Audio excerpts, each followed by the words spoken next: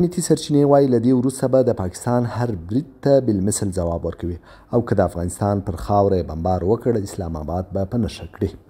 سرچینې زیاته کړې چې افغان لوری مذاکراتو ته ژمن و، خو ادعا یې کړې چې پاکستاني لوري دا ژمنتیا نه درلوده او له اسلامي امارت یې غوښتل چې د پاکستان امنیت دې ورته ټینګ کړي. چې افغان ولس هیڅ چاته سر نه دی ټیټ کړی او دغسې بیا عکس العمل موږ ښیو چې انشاءالله دوی دپاره بیا به سبق وي او د نورو دپاره درس عبرت وي.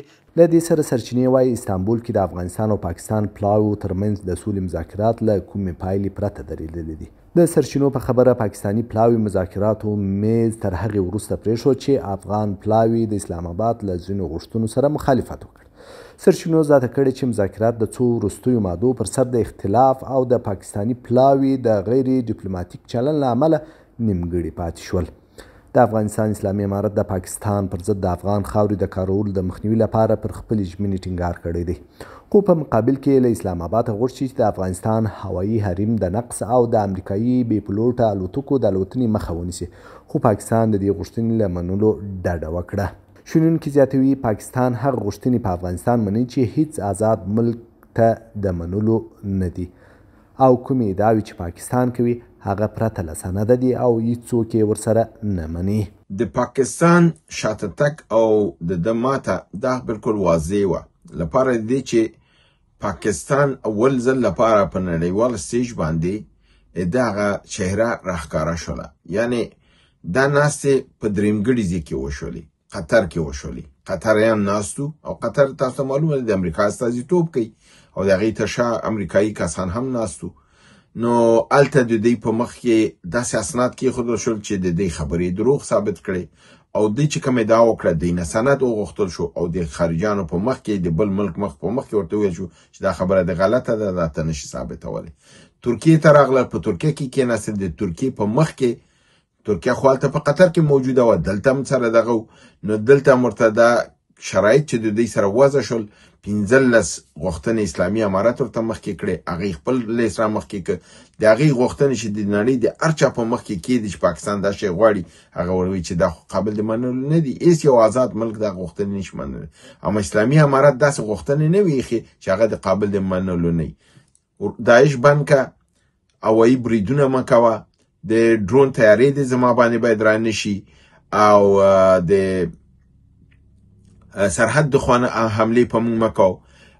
په عین حال کې د که چېرته دا د سیمې خاردار چې د تېر کړی دی د دې په موجودیت کې ستا دا د ټي ټي پي دا درسته نه ده. ټي ټي پي ستا په خاوره کې دی، مسؤلیت ستا په غاړه کې دی، ستاسو اسناد درست ثابت نشول، نورولي مسعود دلته پیدا نشو، حافظ ګل بهادر دلته پیدا نشو، هغه ستا خاوره کې بنان د هر خبرې چې جواب ورته ورکړ شو او بیا د اصلي د ستونزې مسله چې ورته وویل شوله چې ستا مسله نه ټي ټي پي ده، نه داعش دی، نه دا بل دی، بلکې ستا اصلي ستونزه د سیمې خاردار او د ډیورند کرښه ده چې دا د افغانستان ملت او د هغه اړه ملت نه مني. ستا په مقابل کې قیام د پښتنو او د بلوچو شروع شوی دی. اخوا پاکستاني لوري هم داسې غوښتنې مطرح کړي چې ګواکې دا غوښتنې د دواړو خواو لپاره د منلو نه دي. د سرچینو په وینا پاکستان له اسلامي امارت غوښتي چې ټي ټي پي د ترهګرې ډلې په توګه وپیژني او پر وړاندې اقدامات وکړي. هغه مسله چې د افغانستان اسلامي امارت ویلي و چې پاکستان او نور هیوادونه خپلو مخالفانو ته د ترهګرو د نوم په ورکولو سره سیاسي ګټه پورته کوي. سیاسي شنونکي وایي پاکستان د نورو هیوادونو تر ولکې لاندې دی. هر ډول پریکړه چې هغه هیوادونه وکړي پاکستان ورباندې عمل کوي او همدا ستونزه ده چې د مذاکراتو له میز څخه تښتي. ما میدانیم که حکومت غلام و جاسوس پاکستان هرگز مستقل نبوده و نه مستقلانه عمل کرده میتونند.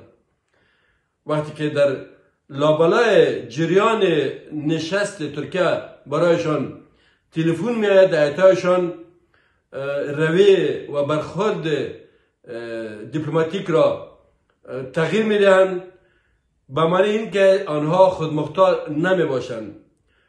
ما افغان ها از جنگ خسته هستیم و میخواهیم که با مردم پاکستان رابط خوب صمیمانه، قسمی که امارت اسلامی افغانستان بارها اعلام داشته است که ما در امورات داخلی هیچ کشور مداخله نمیکنیم و خاک ما بر ضد هیچ کشور استفاده نخواهد شد.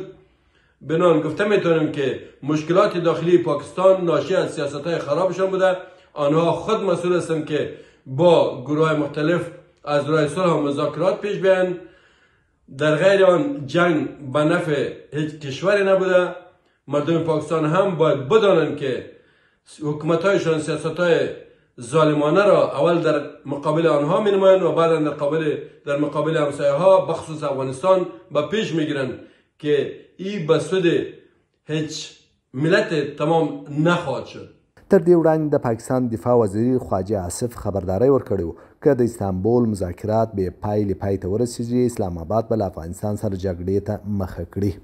خو د افغانستان اسلامي امارت په ځلونو د خبرو له لارې د ستونزو پر حل ټینګار کړی او خبرداری ورکړې که کوم لوری پر افغانستان تیروي وکړي له ورته غبرګون سره به مخ شي ځکه د افغانانو لپاره د دفاع حق خوندي دی.